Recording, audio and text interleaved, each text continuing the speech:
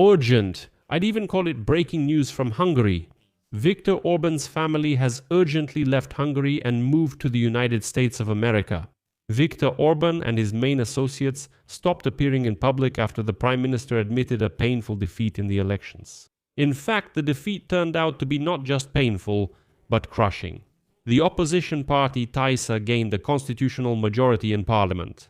And then Viktor Orban and his foreign minister Peter Szijjarto suddenly just disappeared. But here's the main news. Viktor Orban's daughter and his son-in-law István Tiborcs have already officially left Hungary and moved to New York. In addition, note that Donald Trump, who so actively supported Orban, suddenly stopped commenting on this topic, and he avoids journalists when they ask him about it. My name is Alexei Pechi. Let's discuss this topic together. But before we start, please subscribe to the channel, leave any comment under this episode and give it a like. Also, subscribe to my Telegram channel Peachy News. The link to it is in the description of this video. So, Viktor Orban and his main associates stopped appearing in public after the Prime Minister said he had suffered a painful defeat in the elections. A painful defeat in the elections. And this defeat really turned out to be a crushing one because now the opposition party TISA has taken 138 seats in parliament, which is an absolute constitutional majority of 2/3 of the votes. On the Facebook pages of Viktor Orban and his foreign minister Peter Szijjarto, where there is usually a lot of activity, where there are usually some provocations, statements and so on, suddenly there was silence. And since Sunday night, no one has seen them? And you remember how Viktor Orban and Peter Szijjarto used to boldly criticize Kiev and Brussels on Facebook? Now, for some reason, they're silent. Szijjarto, who was actively involved in the election campaign, disappeared even earlier. And here's an interesting point. But as you noticed, Peter Szijjarto wasn't on stage when Orban announced the election loss. Where did Szijjarto go? Wrote former Member of Parliament Andrea Vagadam. And since Sunday evening, Szijjarto only changed the background on his Facebook page to the Hungarian flag. The Hungarian Ministry of Foreign Affairs did not respond to the request for comment. They simply stopped commenting on anything because no one knows where their boss has disappeared to. Donald Trump did the same thing, supporting Viktor Orban before the elections and sending Vice President J.D. Vance to support him. When Trump was asked today about the result of the Hungarian elections at the airport, he silently turned around, gave a look, and just walked away looking offended. Publicly, Trump also did not react to Orban's defeat and the victory of the opposition leader Peter Magyar, and is doing everything he can to avoid this topic as if nothing happened. And right now it's important to understand that the constitutional majority of the TIS party will allow them to dismantle, even if gradually, the entire authoritarian and corrupt system of Viktor Orban. That's why Viktor Orban fully understands that they might come after him, and he's afraid of that. And now, of course, many people in Hungary are saying, listen, there was so much noise, so many journalistic investigations about the kinds of corruption schemes Viktor Orban was running.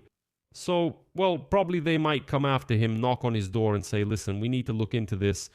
Well, at the very least, the story about buying cheap Russian energy resources is actually a big story. Because, you know, Orban often liked to say that we are buying cheap energy resources from Russia. That's why consumers in Hungary pay very low utility bills or buy very cheap gasoline in Hungary.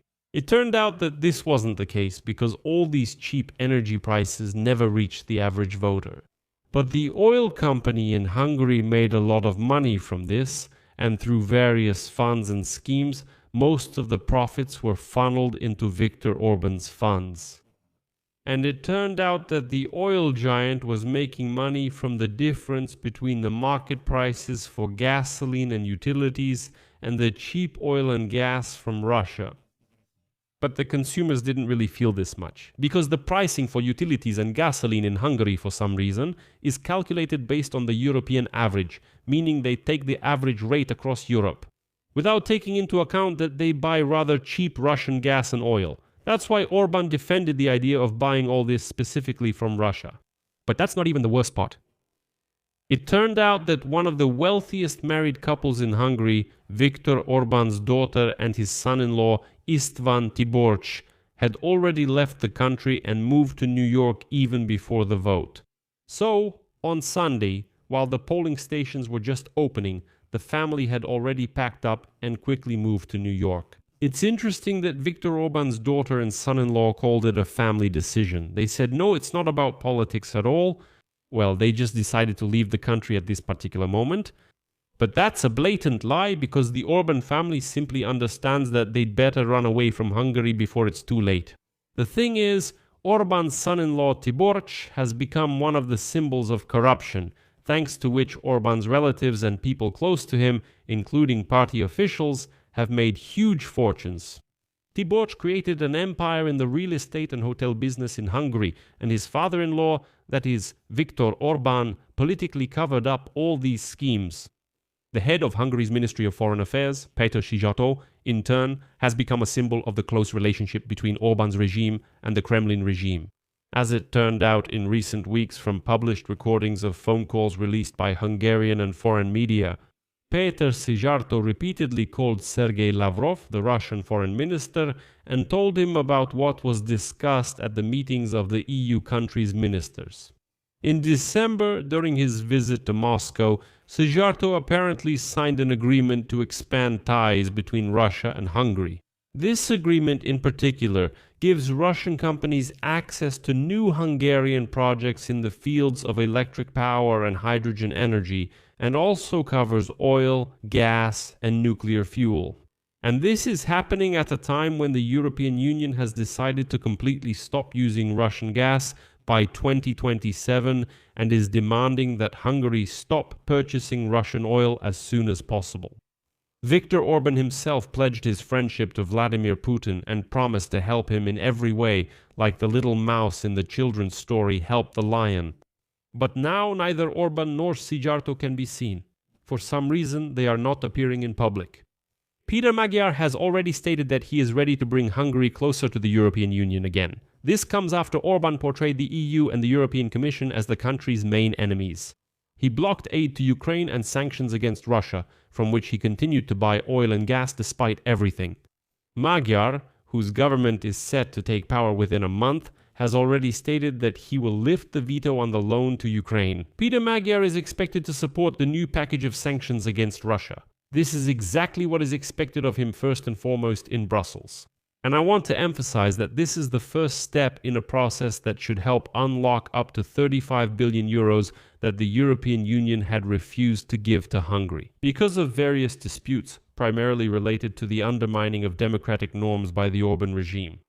But it's important to understand that Peter Magyar is, after all, a former member of Viktor Orban's Fidesz party, and by presenting TISA as a center-right party, he holds rather nationalist positions. Judging by his statements, he is not ready to give Ukraine an unobstructed path to the EU and considers it possible to continue purchasing energy resources from Russia. Well, even his most devoted supporters have only a vague idea of how he plans to govern the country. But I talked about Magyar's positions in more detail in one of the previous episodes, so check out the channel and be sure to subscribe so you don't miss such episodes.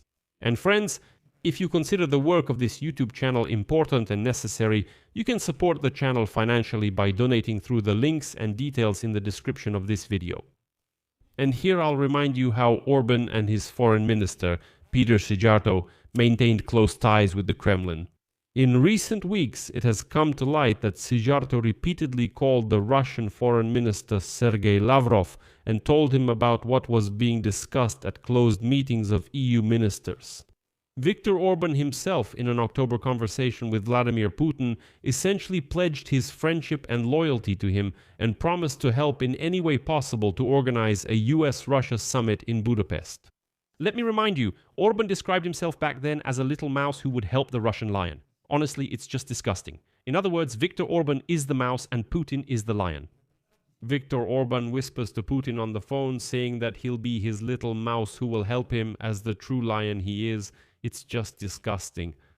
Well, now it's interesting to see what awaits Viktor Orban next. So, friends, write in the comments where you think Viktor Orban and his loyal minister Péter Szijjarto will end up. I'll leave it at that. Share your opinions and conclusions in the comments under this episode. Subscribe to the channel, hit the bell, and don't forget to like. If you think the work of this channel is important, interesting, and necessary, I encourage you to support the channel financially with your donation or a paid subscription. How can you do this? All the links and payment details are in the description of this video. It says there, support Alexei Peci's channel. Choose any option that's convenient for you. I will be grateful for any support you can give. That's all for now. Take care of yourselves. Goodbye, everyone.